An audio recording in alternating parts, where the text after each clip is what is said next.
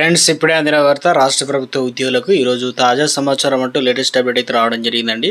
So ఆ వివరాలు ఏంటనేది వీడియోలో తెలుసుకుందాం. వీడియోని స్కిప్ చేయకుండా పూర్తిగా చూడండి. కంప్లీట్ ఇన్ఫర్మేషన్ అయితే అర్థమవుతుంది. మీలో ఇంకెవరైనా సరే మన ఛానల్ సబ్స్క్రైబ్ చేయకుండా చూస్తున్నట్లయితే వెంటనే మన ఛానల్ సబ్స్క్రైబ్ చేసుకోండి.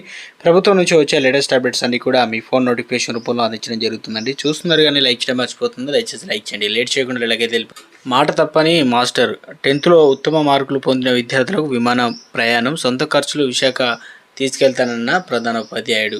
ఉద్యోగుల సమస్యలపైన బీఆర్ఎస్ సమరశంకరం. డిమాండ్లు నెరవేర్చేంత వరకు ప్రభుత్వంపై ఒత్తిడి తెస్తాం. పోరాటానికి త్వరలో కార్యాచరణ. ఉద్యోగ సంఘాల మాజీ నేతలతో భేటీలో కేటీఆర్, హరీష్ రావు.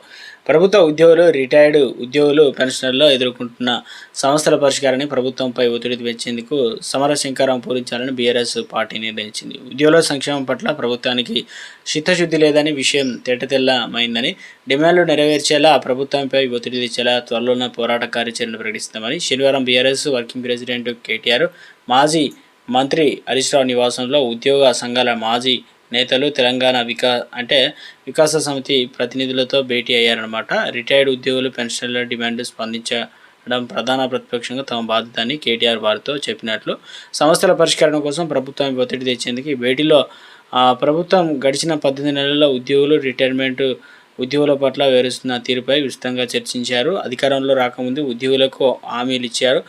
ఇక ఈ డిఏ బకాయిలు, పీఆర్సీ వంటి ప్రధాన డిమాండ్లు పట్టించుకోకపోవడం తదితర ఏదైతే మాజీ ఉద్యోగ సంఘాల నాయకులు ప్రస్తావించారు. ఇక రిటైర్డ్ ఉద్యోగులు, పెన్షనర్లు, రిటైర్మెంట్ బెనిఫిట్స్ సకాలంలో అందించకుండా ఇబ్బందులు గురి చేయడం, ప్రశ్నించేందుకు ప్రయత్నిస్తున్న ఉద్యోగులపై ఒత్తిడి తేవడం వంటి అంశాలు చర్చకైతే వచ్చాయి.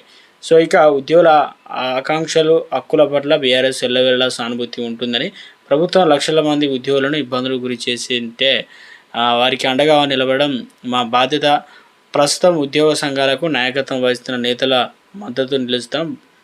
ఇక పారితో ఉన్న ఉద్యోగులు, మాజీ నాయకులు, అదేవిధంగా గతంలో తెలంగాణ ఉద్యోగులు. సో మొత్తానికి ఒక అప్డేట్ అయితే ఇచ్చారన్నమాట. ప్రభుత్వం మరి ఏ రకంగా స్పందిస్తుందో చూడాలి. కొలువు తీరేది ఎప్పుడు? టీజీఎస్పీ గ్రూప్స్ ఉత్తీర్ణతకు తప్పని ఎదురుచూపులు. ఉద్యోగానికి ఎంపికైన కోర్టు కేసులతో కాలేపిన న్యాయచిక్కులతో నిలిచిన గ్రూప్ 1 ఉద్యోగుల భర్తీ. తుది జాబితా ప్రకటించిన కోర్టు ఆదేశాలతో నిలుపుతున్న తుది తీర్పు తర్వాత తదుపరి చర్యలకు టీజీఎస్పీ నిర్ణయం. గ్రూప్ 1 నియామకాలు పూర్తయ్యాక గ్రూప్ 2, గ్రూప్ 3 వేసవి సెలవు తర్వాత గ్రూప్ 1లో హైకోర్టు విచారణ.